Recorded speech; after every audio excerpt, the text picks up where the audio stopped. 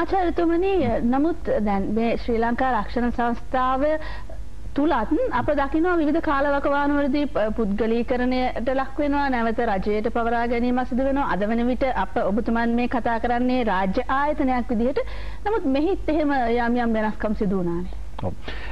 ශ්‍රී ලංකා රක්ෂණ සංස්ථාවේ ඉතිහාසය දිහා බැලුවාම ශ්‍රී ලංකා රක්ෂණ සංස්ථාව අත් වශයෙන්ම සංස්ථාවක් වශයෙන් ආරම්භ වුණේ 1961. ඒ කියන්නේ දැන් අවුරුදු 50කට දැන් කිට්ටුයි. ඔන්න මෙන්න තියෙන්නේ. මේ රක්ෂණ සංස්ථාව 1993 දී සමාගමක් බවට පත් වුණා. ඊට පස්සේ රජයට අයිති සමාගමක් බවට පත් වුණා. ඊට පස්සේ 2002 වසරේදී එවකට පැවති රජයේ එක ප්‍රතිපත්තියක් තිබුණා රාජ්‍ය සංස්ථා පෞද්ගලීකරණය කළ යුතුයි කියලා. ඒ අනුව අපි දන්නවා බොහෝ රාජ්‍ය ආයතන පෞද්ගලීකරණයට ලක් වුණා. වගේ පෞද්ගලීකරණ රැල්ලක් වුණා. මේ අනුව ශ්‍රී ලංකා රක්ෂණ සංස්ථාවත් ඒ වෙන විට ලාභ ලැබෙමින් පැවති ස්ථාවර සමාගමක් වූ ශ්‍රී ලංකා රක්ෂණ සංස්ථාවත් පෞද්ගලීකරණය කරනු ලැබුවා. බොහෝ දෙනෙක් ඒ අවස්ථාවේදී කල්පනා කරා මෙය නිවැරදි තීරණයක් නොවේ කියලා. නමුත් ඒ තීරණය ගනු ලැබුණා එවකට පැවති රජය විසින්. ඊට පසු එක්තරා පිරිසක් සේවක පිරිසක් සහ මේ රටේ පුරවැසියන් පිරිසක් අධිකරණයට ගිහිල්ලා ශ්‍රේෂ්ඨාධිකරණයට ගිහිල්ලා පැමිණිල්ලක් කරා මේ පෞද්ගලීකරණ ක්‍රියාවලිය හරියාකාරව සිදුුන්නේ නැහැ. මේන් අසාධාරණයක් සිදු වුණා. ඒ නිසා මේක නැවත රජයට පවරා ගන්නට කියලා. ඒ අධිකරණ නඩුව කාලයක් තිස්සේ පවත්වාගෙන ගිහිල්ලා 2009 ජූනි මාසයේ 4 වෙනිදා ශ්‍රේෂ්ඨාධිකරණය තීරණය කරා ඒ පෞද්ගලීකරණ ක්‍රියාවලිය 2002 සිදු යථාකාරයෙන් සිදුුන්නේ නැහැ.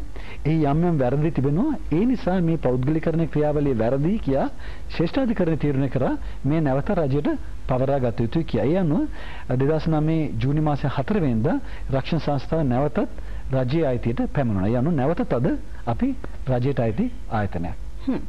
රජයට අයිති ආයතනයක් වශයෙන් මේ නැවත විමසීමක් මම මේ කරන්නේ.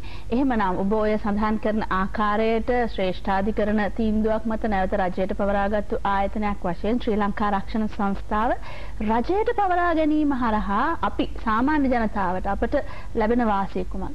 ඒක ඉතාමත්ම පැහැදිලි. මොකද මම මුලින් කිව්වාගේ රාජ්‍ය ආයතනයක් කියලා කියන්නේ රජයමයි.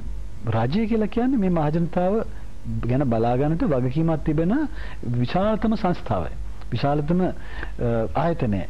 එතකොට රාජ්‍ය ආයතනයක් වශයෙන් අපේ කොටස්කරුවන් වන්නේ මහජනතාව. ඒත් වශයෙන් අපි කොටස්කරුවන් ಜಾති තුනක් දකිනවා රක්ෂණ සංස්ථාව තුළ. එක කොටසක් තමයි රජය එහෙමත් නැත්නම් මහජනතාව. අපිට වගකීමක් තිබෙනවා ඔවුන්ට යම්කිසි ප්‍රතිලාභ මේ රක්ෂණ සංස්ථාව තුළ උපයන ලාභය නැවත ලබා දෙන අපේ අතකර තමයි භාණ්ඩාගාරය. භාණ්ඩාගාරයට වසර අවසානයේ ඉහළ ප්‍රතිලාභය ලබා දීම අපේ එක අරමුණක්. ඒතකොට ඒ ප්‍රතිලාභය යන්නේ මේ රටේ ජනතාවට. මොකද භාණ්ඩාගාරය තමයි ඊළඟට මේ රටේ පාරවල් හදන්න, ඉස්කෝල හදන්න, ඉස්පිරිතාල හදන්න මේ සියල්ලටම මුදල් වියදම් කරන්නේ. මේ විදිහට එක පැත්තකින් අපි කොටස්කරුවන් දිහා බලා ගන්නවා. දෙවෙනුව අපේ සේවක පිරිස. මේ අපේ ඉන්න විශාල සේවක පිරිසක්. අභ්‍යන්තර කාර්ය මණ්ඩලයේ 2000කට වැඩි, ශ්‍රේෂ්ඨ බලකාය 4000කට වැඩි, 6000ක පමණ විශාල සේවක පිරිසක් ඔවුන්ගේ පවුල් සියලු දෙනාම බැලුවාම 10000ක පමණ පිරිසක් අපේ ආයතන සම්බන්ධව සිටිනවා. මේගොල්ලොත් මේ ආයතනයේ කොටස්කරුවෝ. ඒතර මේ අය පිළිබඳව අපිට විශාල වගකීමක් තිබෙනවා. ඔවුන්ගේ ජීවන තත්ත්වය නගා සිටවා ඔවුන් සතුටින් සේවය කරන කාර්යක්ෂම සේවක පිරිසක් වශයෙන් පවත්වාගෙන යන්නට. තුන්වෙනුව අපේ කොටස්කරුවන් වෙන්නේ අපේ පාරිභෝගිකයා.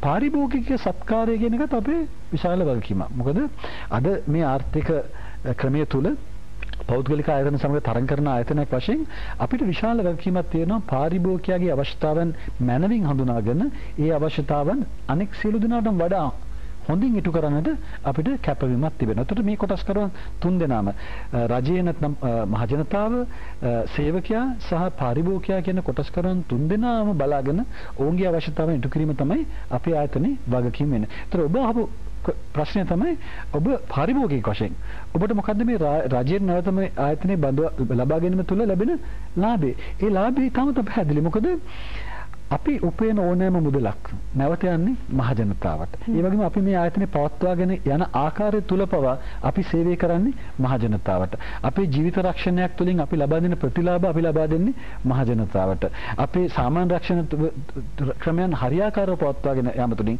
අපි උදව් කරන්නේ මේ රටේ ව්‍යාපාරවලට, ජීවිතවලට නගා සිටවන්න. මේ විදිහට හැම ආකාරයකින්ම අපි මේ රටේ මහජනතාවට සේවය කරනවා රාජ්‍ය ආයතනයක් වශයෙන්.